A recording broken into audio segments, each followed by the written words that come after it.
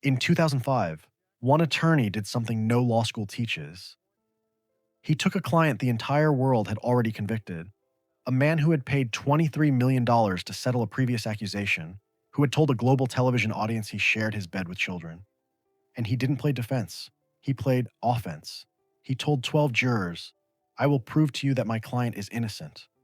The law never required him to prove a thing. He chose to prove everything. February 28th, 2005. Santa Maria, California.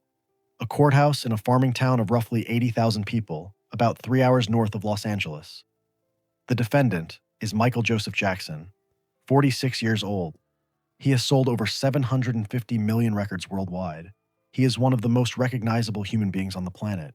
He is charged with 10 counts, 4 counts of criminal conduct against a minor, a 13-year-old boy named Gavin Arvizo, 1 count of attempted criminal conduct, 4 counts of providing an intoxicating agent to a minor, and 1 count of conspiracy, encompassing abduction, false imprisonment, and extortion, with 28 overt acts listed in the indictment. Maximum sentence? Approximately 20 years in prison. The presiding judge is Rodney Melville. He bans cameras from the courtroom. He issues a gag order on both sides. He has watched what happened when cameras were allowed into the O.J. Simpson trial 10 years earlier. A judge whose career was destroyed by the perception that he lost control of his own courtroom. Melville will not repeat that mistake. The prosecution is led by Tom Sneddon, District Attorney of Santa Barbara County. He has held the position for over 20 years, and he has been pursuing Michael Jackson for over a decade. In 1993, Sneddon investigated Jackson after a 13-year-old boy named Jordan Chandler accused him of criminal misconduct. 2 grand juries, one in Los Angeles, one in Santa Barbara, heard the evidence. Neither indicted. The Chandlers stopped cooperating. The investigation was closed. Jackson paid approximately $23 million in a civil settlement. No admission of wrongdoing. For Sneddon, the 2005 case is a second chance. He has traveled to Australia and Canada searching for additional victims. His sheriff's department created a public website soliciting information about Jackson. When Jackson was arrested in November 2003, the press conference felt less like a legal proceeding and more like a victory lap. Prosecutors and sheriffs were seen smiling and making jokes on camera. The defense attorney watched all of this. He would later say, "Well, we had the last laugh." His name was Thomas Mesereau, and the strategy he was about to deploy would become one of the most aggressive defense performances in modern American trial history. Thomas Arthur Mesereau Jr. was born on July 1, 1950, at West Point, New York. His father was a military officer, a former football assistant coach at the academy. The family moved frequently. Discipline was not optional. At Harvard, Mesereau boxed. He played football. He also protested the Vietnam War. After graduation, he worked briefly as a speechwriter on Capitol Hill, then earned a master's degree in international relations from the London School of Economics and a law degree from Hastings College of the Law at the University of California. He spent years at corporate litigation firms. He hated it. In 1985, he switched to criminal defense. And this is where the story of Thomas Mesereau becomes the story that matters for this case. He didn't just defend celebrities. He defended the people no one else would take. Every year for over 20 years, Mesereau has traveled to Alabama or Mississippi to defend a capital murder case, pro bono, free of charge. His client, Wesley. Quick spent 6 years on Alabama's death row before Mesereau got him acquitted on every count. He was the first attorney to use an eyewitness identification expert in a capital murder trial in Alabama. His client, a homeless black man accused of murdering a white woman in Birmingham, was acquitted. Twice a month, he ran a free legal clinic in South Los Angeles. He marched with the women of Watson Beyond through inner-city projects to protest gang violence for 17 years. Barbara Walters named him one of the 10 most fascinating people of the year after the Jackson trial. But the people who knew Mesereau before 2005 knew him for something else. The man who took the cases nobody wanted, in places nobody cared about, for clients who couldn't pay. That's the attorney Jackson hired, not a celebrity lawyer, a trial lawyer who happened to have represented celebrities. Now, how did he actually get the case? Johnny Cochran, the man who defended O.J. Simpson, recommended Mesereau to Michael and Randy Jackson. Before Mesereau, Jackson's defense team included Mark Garagos and Ben Brafman. Mesereau found the atmosphere around them, in his own words, self-serving and amateurish. He cleaned house. The only attorney he insisted remain was Susan Yu, his longtime co-counsel. She would sit beside him for the duration of the trial. Mesereau arrived at the Jackson case with one conviction. The media had already decided the verdict. The settlement, the documentary, the arrest. As far as the public was concerned, Jackson was guilty, and this belief, that the court of public opinion had already rendered judgment, shaped the most important decision Mesereau would make. In criminal law, the defense has no obligation to prove anything. That's the foundation. The prosecution bears the entire burden of proof, beyond a reasonable doubt. The defense attorney's job is to introduce doubt, poke holes, raise questions, make the jury hesitate. Most defense attorneys open with some version of this. Ladies and gentlemen, the prosecution has not met its burden. There is simply not enough evidence to convict. That's the standard playbook. It works. It has worked for centuries. Thomas Mesereau threw it away. His opening statement to the jury began with this: I am going to go through the events of what happened at Neverland and elsewhere, so I can prove to you in this trial that there was never any molestation or any crime of any kind committed by Michael Jackson. Read that again. I am going to prove to you. He assumed the burden of proof voluntarily. He told 12 jurors that he, the defense attorney, would prove his client's innocence. Not that the prosecution's case was weak. Not that there was reasonable doubt that Jackson was innocent and that he, Thomas Mesereau, would demonstrate it. Legal commentators called it reckless. If you promise to prove innocence and fail, the jury remembers the broken promise. You've set a standard you didn't need to set, and if you fall short, you've given the prosecution a gift. But Mesereau understood something the commentators didn't. He understood the jury. These were people from Santa Maria, a small conservative farming community. They had watched months of media coverage declaring Jackson guilty. They had heard about the 1993 settlement. They had seen the documentary where Jackson held a child's hand and said sharing a bed was very loving. They walked into that jury box carrying all of that. Reasonable doubt wasn't enough for this jury, not with this defendant, not with this history. Mesereau needed to give them something stronger than doubt. He needed to give them a reason to believe Jackson was innocent, a narrative that made more sense than the prosecution's. And the narrative he chose was not, Michael Jackson didn't do it. It was, the people accusing Michael Jackson are liars, con artists, and fraud specialists who saw a vulnerable celebrity and manufactured a case for money.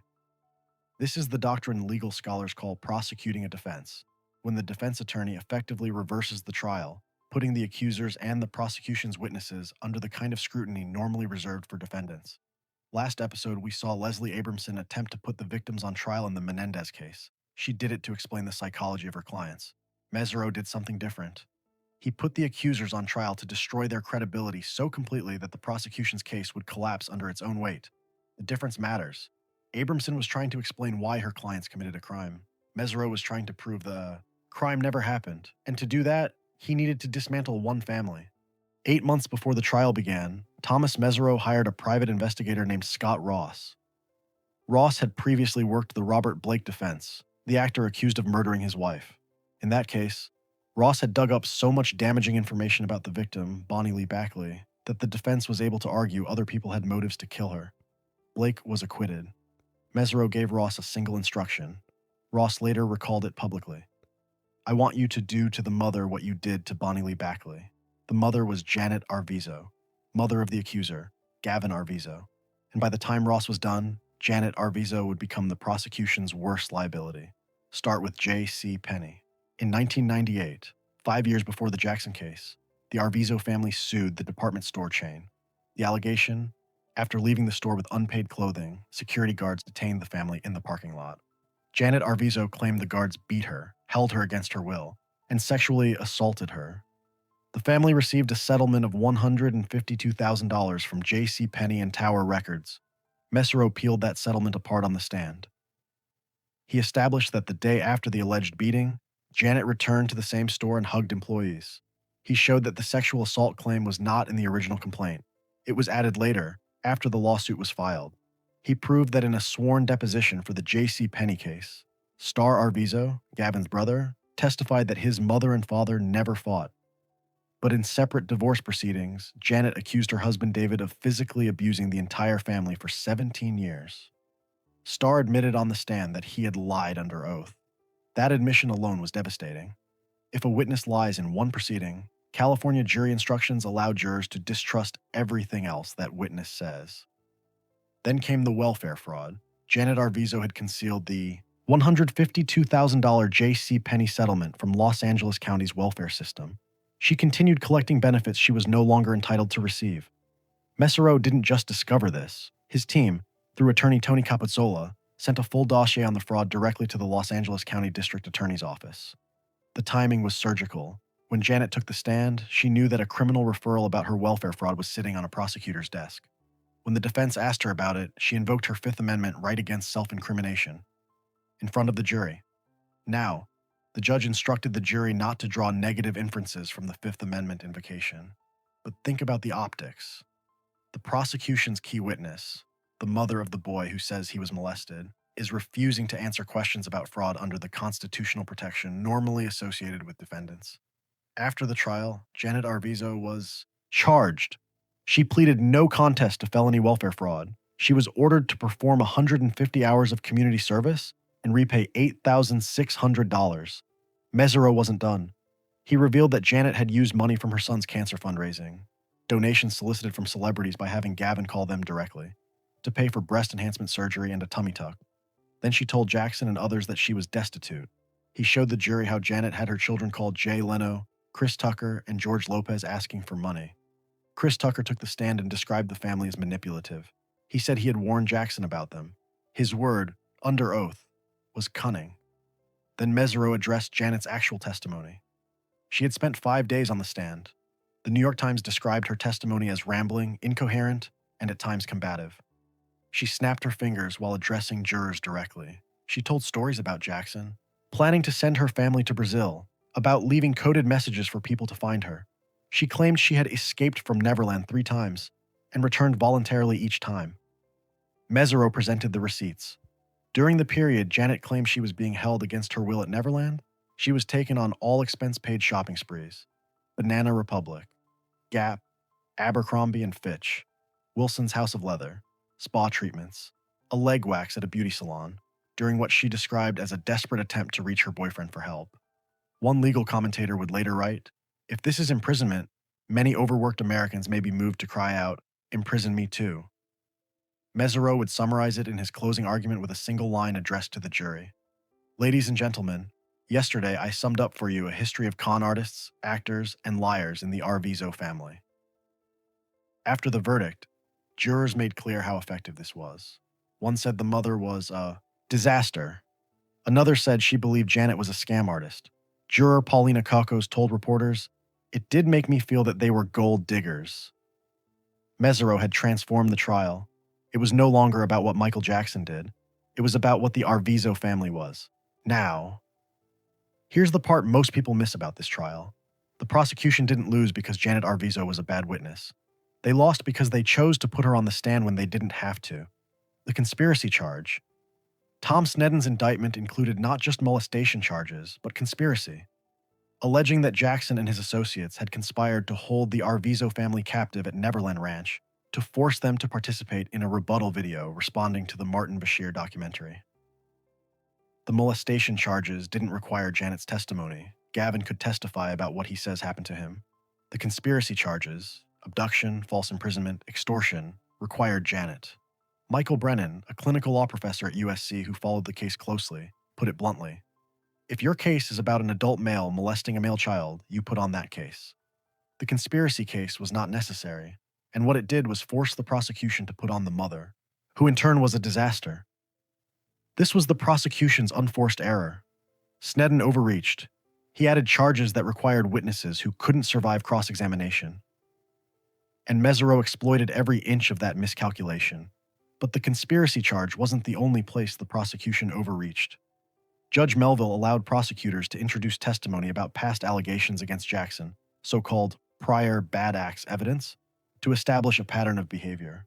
This meant former Neverland employees could testify about what they claimed to have witnessed with other boys, including Jordan Chandler from the 1993 case and actor Macaulay Culkin.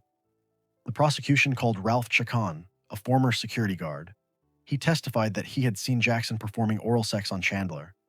Adrienne McManus, a former maid, said she had seen Jackson kissing boys, including Culkin, and touching Chandler's genitals. Blanca Francia, another maid, said she had seen Jackson showering with boys. All of it sounded devastating. Until Mesereau cross-examined them, Chacon and McManus had filed a wrongful dismissal lawsuit against Jackson in the 1990s. Jackson countersued. Their lawsuit was thrown out as fraudulent and malicious. They were found guilty of stealing more than $50,000 worth of items from Jackson's home and ordered to pay over $1 million in legal fees. Both had been paid for media interviews by tabloids. McManus had separately defrauded a relative's children and stolen a sketch by Jackson valued at $35,000. And here's the detail that collapsed everything. McManus had given a sworn deposition in 1993, under oath, in which she denied ever witnessing inappropriate conduct by Jackson. At the 2005 trial, she said she had lied in that deposition because she was afraid Jackson would report her to her superiors. So the jury was left with a choice: believe McManus was lying in 1993 and telling the truth now, or believe she was telling the truth in 1993 and lying now. Either way, she was a self-admitted liar, under oath. Blanca Francia had reached an out-of-court settlement with Jackson, reportedly around $2 million.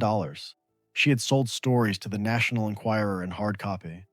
Her son Jason testified that Jackson had tickled him inappropriately, but in a 1993 interview with detectives, Jason had told them Jackson had not molested him. He later changed his story, saying he had been embarrassed. Mesereau summed up his characterization of these witnesses in a single phrase: they were goaded into accusations by overzealous prosecutors and tempted by money offered for media interviews. Then the defense called its own witnesses. Macaulay Culkin, the former child star whom McManus claimed Jackson had touched, took the stand and categorically denied ever being sexually abused by Jackson. He was calm, direct, and credible. Wade Robson, a professional choreographer, 22 years old at the time, testified that nothing inappropriate had ever happened between him and Jackson. "I'm telling you, nothing ever happened," he said. The prosecution's prior bad acts evidence hadn't strengthened their case. It had given Mesereau more witnesses to destroy. Closing arguments ended. The jury deliberated for approximately 32 hours over 7 days. The initial vote was 9-3, in favor of acquittal. Over the following days, the three holdouts were persuaded. On June 13th, 2005, the verdict was read: not guilty. Count 1, conspiracy, not guilty. Count 2, lewd act upon a minor, not guilty. Count 3, not guilty. Count 4, not guilty. Count 5, not guilty. All the way through. 10 counts. Not guilty on every single one. Jackson showed almost no visible reaction. He touched a tissue to his eyes. Mesereau placed an arm around him. 2 jurors wiped their own eyes. Outside, fans erupted. Someone released white doves. Inside, Michael Jackson, the man who had arrived at this courthouse months earlier dancing on the roof of an SUV, shuffled slowly away. One journalist described him as not jubilant to have won his freedom, but exhausted and spent. When jurors spoke to the press, their message was remarkably consistent. They found the prosecution's case weak. They found the timeline of the alleged molestation, after the Bashir documentary when the entire world was watching Jackson, implausible. They didn't believe Janet Arvizo. They expected stronger evidence and didn't get it. One juror said, "There wasn't a shred of evidence that was able to show us or give us any doubt in voting guilty. It was pretty obvious there was no other way to vote other than not guilty." Tom Sneddon held a press conference. He would not apologize. He said his office had done the right thing for the right reasons. He suggested Jackson's celebrity status and the media had influenced the verdict, a remarkable claim, given that most media coverage had presumed Jackson guilty.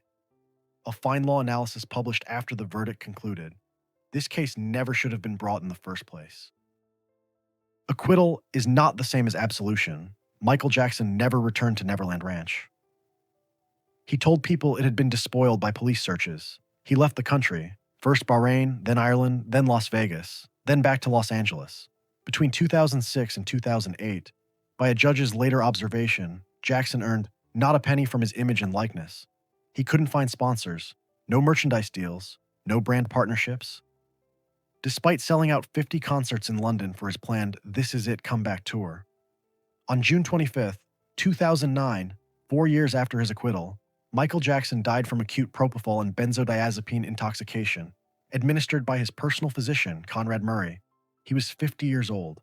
After his death, the FBI released its investigative files on Jackson. Over 10 years of investigation, spanning from 1993 to 2005. The finding: zero evidence of criminal conduct. But the story didn't end there. In 2013, Wade Robson, the same man who had testified under oath in 2005 that nothing ever happened, changed his position. He filed a lawsuit against Jackson's companies, claiming he had been sexually abused by Jackson for years, beginning when he was 7 years old. James Safechuck, another former child companion, made similar claims. Their accounts formed the basis of the 2019 HBO documentary, Leaving Neverland. Their lawsuits were dismissed multiple times over the following decade.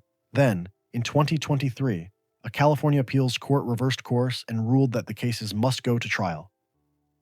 The suits, now consolidated into a single case against MJJ Productions and MJJ Ventures, are heading toward a trial date proposed for 2026. Robson and Safechuck are reportedly seeking $400 million in damages. Jackson's estate maintains his innocence. This creates a contradiction that no legal analysis can fully resolve. Either Robson told the truth in 2005 and is not telling the truth now, or he lied in 2005, under oath, on the witness stand, looking directly at a jury, and is telling the truth now. Both statements cannot be true, and both possibilities carry their own weight. Reasonable doubt doesn't take a position on which version is accurate. That's not what this series does. What this series analyzes is the legal strategy, the mechanism by which one attorney, working within the rules of the system, produced a specific legal outcome. And the legal outcome in People versus Jackson was unambiguous, not guilty on every count. So, the question. Thomas Mesereau made a choice that most defense attorneys would call dangerous. He promised the jury he would prove innocence, not argue for doubt, but prove a positive. He assumed a burden the law never placed on him. Why? Because he read the room. He understood that for Michael Jackson, with the settlement, with the documentary, with a decade of media narratives, reasonable doubt wasn't enough. The jury needed a story that made more sense than the prosecutions. And Mesereau gave them one: a family of documented liars, led by a mother with a proven track record of fraud, who targeted a vulnerable celebrity for money. Was that the truth? Or was it a masterful performance by one of the best trial lawyers in America? In episode 1, we asked whether Leslie Abramson was ahead of her time, whether her defense of the Menendez brothers failed not because it was wrong, but because the world wasn't ready. Here, the question is different. Mesereau's defense didn't fail. It succeeded completely. Not guilty on every count. A clean sweep. The most total victory a defense attorney can achieve. The question is what that victory actually proved. Did it prove Michael Jackson was innocent? Or did it prove that Thomas Mesereau was brilliant? Because in the American legal system, those are two different things. And the space between them, the gap between legal truth and actual truth, is the territory this series lives in. That's reasonable doubt. That's this channel. I'll see you next week.